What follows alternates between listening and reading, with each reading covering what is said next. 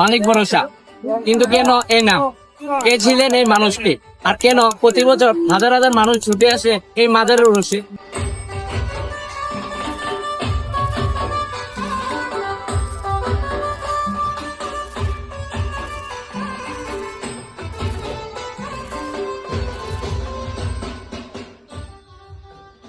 ব্রাহ্মণবাড়িয়ার নবীনগর উপজেলার বীরগাঁও ইউনিয়নের ঐতিহ্যবাহী মালিক ভরসা মাজার শরীফ।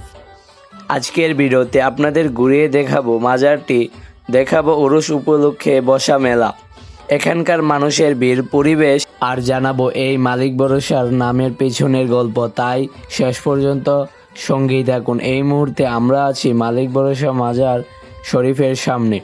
দূর দূরান্ত থেকে মানুষ এখানে আসছেন, কেউ মাজার জিয়ারত করতে, কেউ উরুসে অংশ নিতে, আবার কেউ এসছেন মেলার আনন্দ উপভোগ করতে। চারপাশের পরিবেশটা দেখলেই বোঝা যায় আজ এখানে কত মানুষের সমাগম হয়েছে। স্থানীয়ভাবে প্রচলিত তথ্য অনুযায়ী এই মাজারে শায়িত আছেন হযরত খাজা শাহ হাসান সৈয়দ নজরুল হুসাইন আহমদ চিশতি রহমাতুল্লাহি আলাইহি। তাকে স্থানীয় মানুষের কাছে মালিক ভরসা নামেও ডাকা হতো। স্থানীয়দের ভাষা অনুযায়ী তিনি কোনো কাজ শুরু করার আগেই মালিক ভরসা বলতেন, আর সেই থেকেই ধীরে ধীরে তার এই নামটি মানুষের মুখে মুখে ছড়িয়ে পড়ে। পরবর্তীতে মাজারটিও মালিক ভরসা মাজার নামে পরিচিত হয়ে ওঠে। স্থানীয় সূত্রে জানা যায় তিনি বড়াইল গ্রামের বাসিন্দা ছিলেন।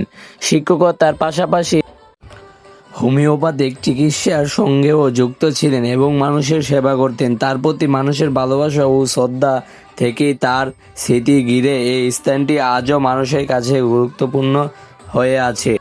উরুস উপলক্ষে এখানে বসা মেলাটাও, এখানে বিভিন্ন ধরনের দোকান, খাবারের আয়োজন, খেলনা, মানুষের কেনাকাটা, সব মিলিয়ে একেবারে উৎসবমুখর পরিবেশ।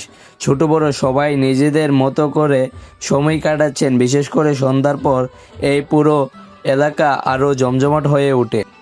একটা মাজার শুধু স্থাপনা নয়, অনেক মানুষের কাছে এটি স্মৃতি, বিশ্বাস আর ভালোবাসার সঙ্গে জড়িয়ে থাকা একটি স্থান। প্রতি বছর যখন উরুস আসে তখন দূর দূরান্ত থেকে মানুষ এখানে এসে একত্রিত হন। কেউ আসে জিয়ারত করতে, কেউ আসেন প্রিয়জনদের সঙ্গে সময় কাটাতে, আবার কেউ আসেন এই ঐতিহ্যবাহী আয়োজনটি দেখতে। আপনারা যদি কখনো এখানে আসেন তাহলে অবশ্যই এখানকার পরিবেশটা ঘুরে দেখতে পারেন এবং স্থানীয় ইতিহাস সম্পর্কে মানুষের কাছ থেকে জানতে পারেন।